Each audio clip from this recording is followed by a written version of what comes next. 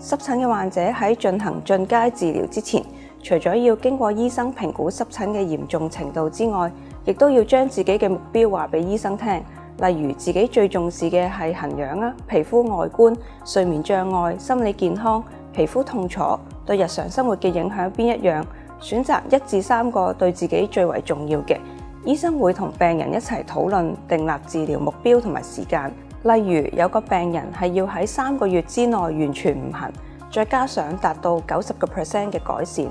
知道患者需要啲咩呢？我哋會再安排最合適嘅治療方案俾佢。濕疹患者自己亦都可以定期做檢查。使用由濕疹關注組提供嘅異位性皮膚炎就診記錄手冊，裡面包括咗各個症狀嘅等級量表，例如有痕癢數值等級量表、疼痛數值等級量表、睡眠數值等級量表，同埋皮膚病生活質素指數問卷 DLQI。DLQI 包含咗10條問題，針對患者喺過去1星期之內因為皮膚而受到嘅影響進行評估。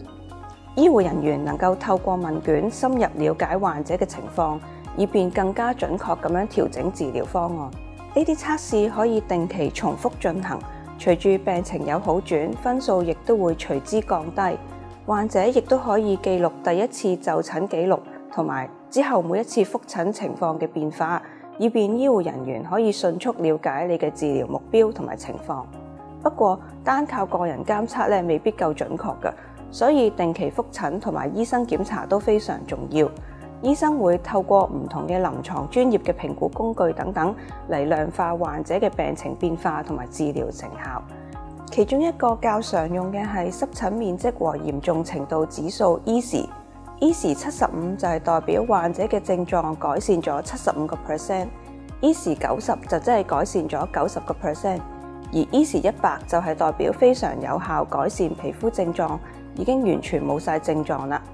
呢啲指標唔單止可以俾醫生用嚟評估治療效果，同時亦都可以根據患者嘅病情變化嚟調整治療方案。如果你對於現時嘅治療方案唔滿意或者效果不佳，就要盡快聯絡你嘅皮膚科醫生作出調整。